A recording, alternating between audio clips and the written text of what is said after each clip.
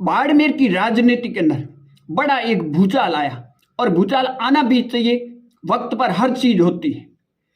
CD वाले नेताजी की जिस फिल्मी अंदाज से कांग्रेस पार्टी में वापसी हुई है, उसके बाद में एक दशक से ज्यादा बायतू वाली ढाणी का दबदबा भी खत्म होता हुआ नजर आ रहा। जो लोग ये कहते थे कि बायतू वाली ढाणी के बिना बाड़मेर की राजनीति के अंदर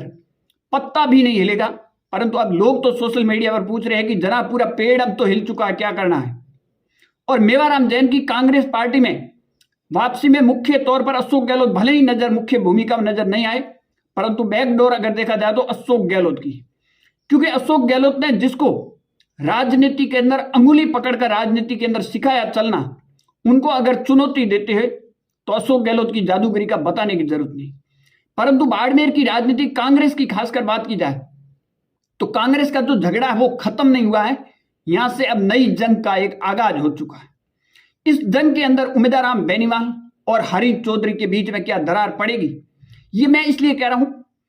कि अमीन खान की जब वापसी होती है तो हरी चौधरी को कानो कान भनक नहीं लगने देती है, और उसके बाद में तो कह दीजिए नमक उस वक्त ज्यादा छिड़क दिया जब अमीन खान ने यह कह दिया कि उमेदाराम बेनीवाल ने कोई भी आपत्ति दर्ज नहीं कराई,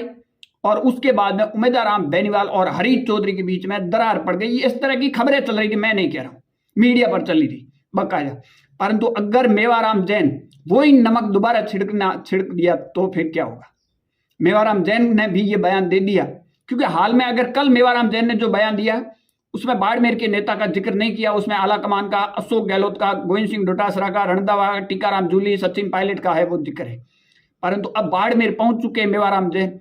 और बाड़मेर में अगर उमेदाराम बेनीवाल का अगर नाम लेते हैं कि उन्होंने कोई आपत्ति दर्ज नहीं करवाई, तो मानो कांग्रेस के अंदर यहीं से एक बड़ा बवंडर है वो खड़ा होगा, और वहां कहां जाके रुकेगा ये कहना अभी जल्दबाजी होगा। परंतु इस पूरे सिनेरियो में देखिए किस कदर एक फिल्मी तौर पर है वो एंट्री हुई है, और उसके बाद में कई लोगों ने जो साउंड लगाए, गाने लगाए हैं, वो अपने आप में परेशान करने वाले। परंतु अब मेवाराम जैन की वापसी हुई, उसके बाद में बाड़मेर के अंदर जो पोस्टर लगे हैं वो अपने आप में इंसानियत को शर्मसार करने वाले पोस्टर लगाए हैं। जिसने भी हरकत की है, नीचे तो कांग्रेस का नाम लिखा हुआ है, तो अगर कांग्रेस के कार्यकर्ता ने इस तरह की हरकत की है तो उनको पता नहीं था कि बाड़मेर में बहन और बेटियां भी रहती है, और इतनी नीच हरकत करके आखिर क्या साबित करना चाहते, ये भी उनसे सवाल तो एक होता है कि आप इस तरह के पोस्टर और वो भी सार्वजनिक मंच पर जहां बहन और बेटियां जा रही है, आ रही है, वहां पे आप इस तरह का पोस्टर लगाकर आप मैसेज क्या देना चाह रहे हैं। और बात की जाए तो बायतू वाली ढाणी, बाड़मेर जैसलमेर की लोकसभा टिकट हो या फिर विधानसभा, चाहे जैसलमेर के रूपाराम धनदेव के टिकट को लेकर हो या फिर चौटन के पद्माराम की टिकट को लेकर, राजनीतिक भविष्य यहीं से तय होता था। परंतु उस ढाणी को बिना पूछे, बिना अनुमति, क्योंकि हरी चौधरी ने बयान दिया था कि अगर चरित्रहीन लोगों को वापस लेते हैं तो मैं इस तरह की राजनीति कतई नहीं करूं, भले घर बैठना पसंद आ रहे। तो क्या हरी चौधरी अब घर बैठेंगे, पता नहीं, लोग अलग अलग सोशल मीडिया पर लिख रहे हैं, ये तो हरी चौधरी ही जवाब देंगे तब पता चलेगा। परंतु मैंने पहले कहा नहीं, अमीन खान ने जो नमक छिड़ा था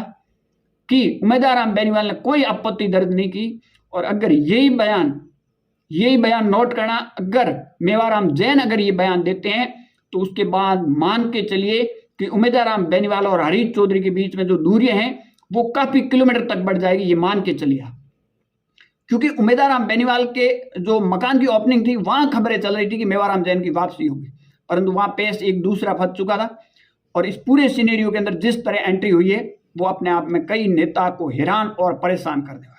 आपकी इस पर क्या राय, कमेंट सेक्शन जरूर देना। ज्यादा जानकारी लिए हमारे यूट्यूब चैनल और फेसबुक पेज